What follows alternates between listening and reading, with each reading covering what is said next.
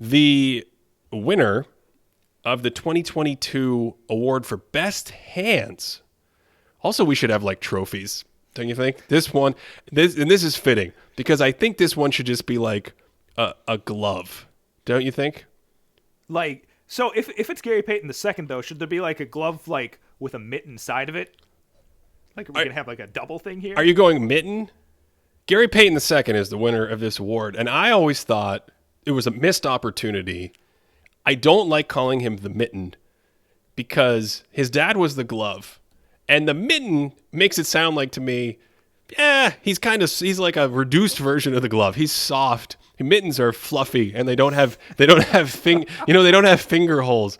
And so this was before people started calling them the mitten. I saw Gary Payton at the very beginning of the year and I went, well, if his dad is the glove, that dude is the gauntlet. And that's how I feel about Gary Payton II. Oh, I love that. Oh my God. He should be the gauntlet. Gary Payton henceforth is the gauntlet. Oh, and I'm gonna drop a really hot take as well right now. Maybe someone will pluck this out and make a soundbite and pass it around because this is fun. I think Gary Payton II is more dangerous on the ball, stopping the ball than his dad. Full stop. I want to agree with you. I might even agree with you. But, and I think this is a huge but, Gary Payton, across like 6 seasons in the 90s, was averaging like 40 minutes a game. That bumped up to like 43 minutes a game in the playoffs.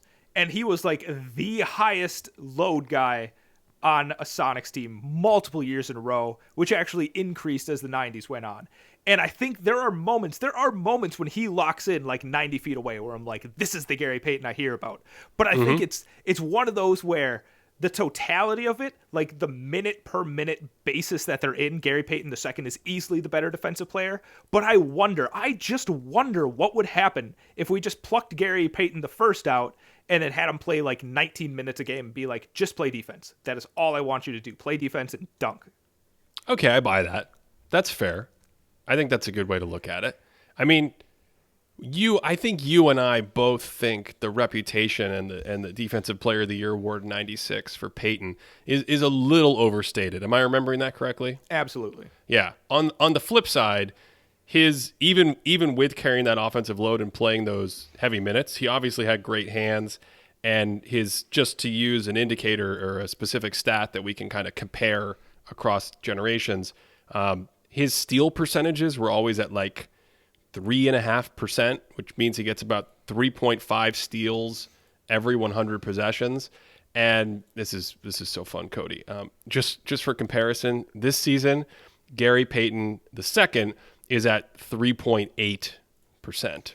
So, I think with your point, you could make the case the other way, but certainly in the way they deploy him in a specialized role, especially when dudes are bringing the ball up the court in open space. And it's so hard. It's so much harder to guard today in space because they don't let defenders have any physical contact away from the basket, whereas Payton was a fairly handsy physical defender for like a 6'3", 6'4" guard at the time. And again, so much of the catches there in isolation would be maybe like around the elbow, the pinch post within 18 feet. Payton, I'm just so impressed with, if you dribble near him when you're bringing it up near half court, crossing half court, if you're not careful, he's going to pick your pocket. And it is spectacular to watch.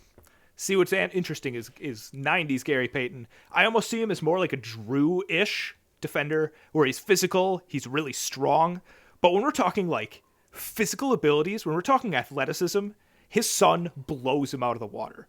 Like Gary Payton II, the Gauntlet's athleticism is off the charts. If we were to have just like the most athletic players, he's got to be right in that conversation. Like, yeah. He's unbelievable, exploding like any direction. Just unbelievable to watch. He looks like if you did, what are they called? Cross-training events or something, where you have like speed, power, vertical leap. You're going to put him in a canoe and have him row for half an hour. Like, get the superstars going from the 7. You ever watch that, Cody? You ever see the Superstars on ABC? No, I haven't. If you're too young to know what in the world I'm talking about, check out, I'm sure YouTube has some old Superstars events where basically they take the best athletes from different sports and then have them compete in other athletic endeavors that aren't that sport, and they film it and they put it together and they give them points, and it's stuff like team canoeing or tug of war, or it was spectacular. It was the 1980s, my friend. The 1970s. What a time.